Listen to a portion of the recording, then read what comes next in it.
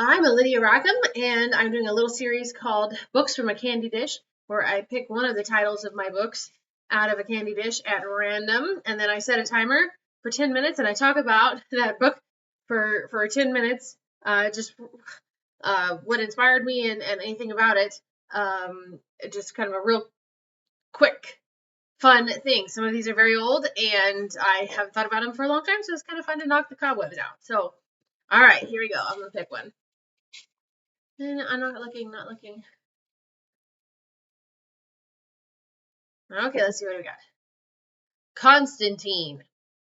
The Last Constantine. Okay. All right, let me set my timer. Set a timer for 10 minutes. 10 minutes, counting down. All right, so The Last Constantine. That is a vampire novel. Okay, so when the Twilight movie came out, I just saw the previews. Didn't watch the movie yet. I saw the previews, and then I saw the the Twilight novel, but it had the movie cover on it, and so I was interested. It's like, okay, this is like everybody's into this, like let's see what this is about. Kind of like that's how I was with the Hunger Games. I didn't read the Hunger Games until the movies came out, and it kind of interested me. So then I got into it kind of as the movies were coming out. So I picked up Twilight and I read it. Of course, like everybody else, I liked Edward. I thought Edward was interesting and complicated, and and then you sort of forget about, you don't really think about Bella that much. You're just kind of interested in what's going on and the mystery involving the vampires. So I liked it enough to read the next book, and then which was, what is the next one? New Moon. And then Eclipse, right? And then Breaking Dawn. Is that what they are? See, when Edward dumped her and she just dissolved into this nothingness, and then Jacob stepped in, I was like, oh, I like Jacob better. I like Jacob better. He's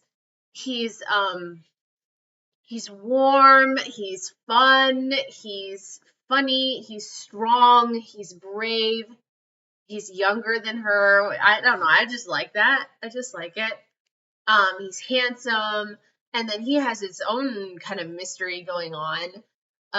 But he loves her really sincerely, and she loves him too. I don't know what the problem is. It's and then when I realized that she was going back to Edward, I was like, no. And it made me mad, and I didn't read the rest of them.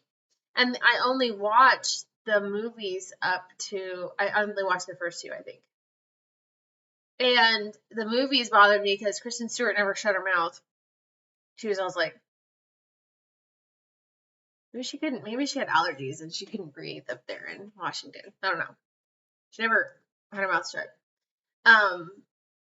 But I just thought, well, and then I wrote a couple fan fictions. I wrote Full Moon, which was like, the premise is basically, if you have what if the Cullens didn't show up till the next year, and she and Jacob had a chance to bond as friends and then fall in love before the vampires were ever introduced. It's interesting how that throws things off. I also made Bella more interesting. She actually has some hobbies. She actually likes some stuff. She is not a complete klutz. Just some. You have to add something in there because she didn't have anything. But then I thought, okay, I'm sick of these kind of pansy vampires. What about a vampire story that is like the old ones, like Bram Stoker's Dracula, but not so cut and dried, because like the vampire in that, he's evil. I mean, he has some interesting aspects. Dracula is interesting just because he's so old, but he's definitely the bad guy, and any vampires, and also they treat women in that really like insulting. If they had just told the women what was going on, then they wouldn't have been victimized. I'm always for sharing information. It's always good in an adventure. Please share the information.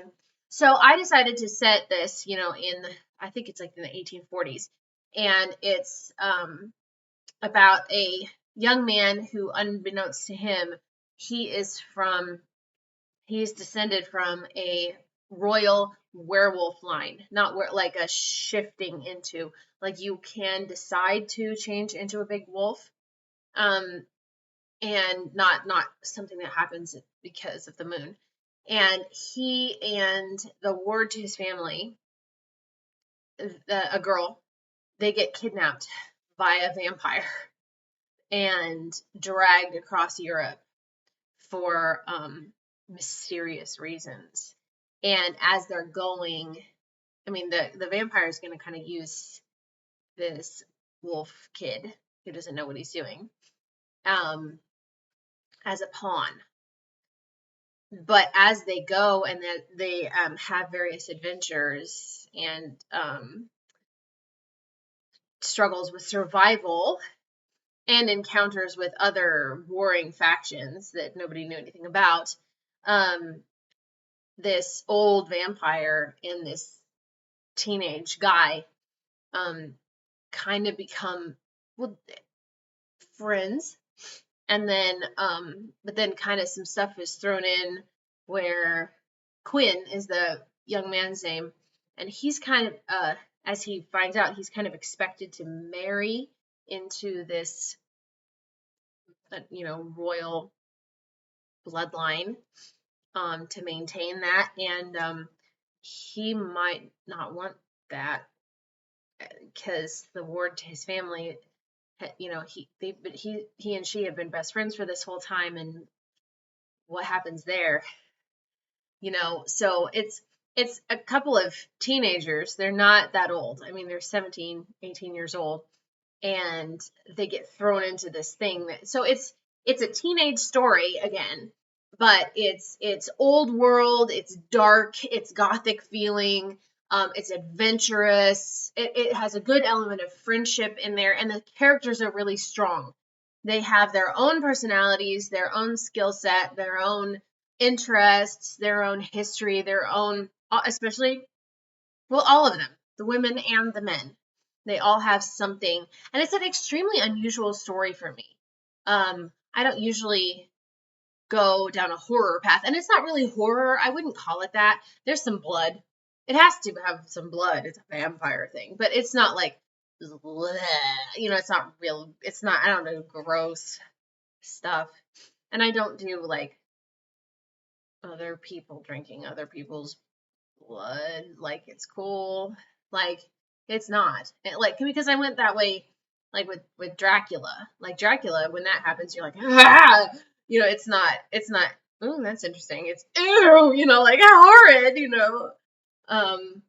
So that's kind of the way that I treat it. It's interesting.